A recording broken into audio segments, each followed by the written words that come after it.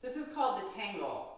I love it because not only does it stand on its own as its own very cool and very pretty move, but like a lot of other moves, it's also a transition to another move because basically this move is 3/4 of the way to another move that I'm sure I'll be teaching at some other time and referencing. I'm not doing that one today.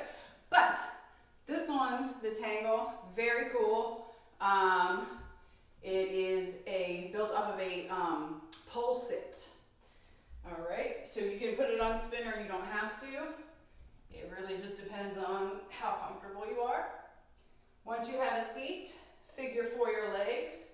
Bring your legs to where your top leg that's straight is crossed over top of your bent bottom leg that's around the pole.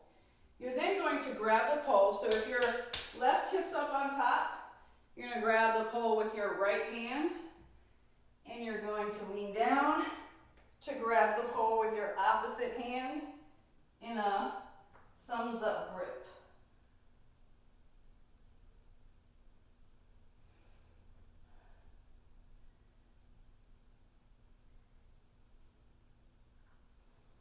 Okay.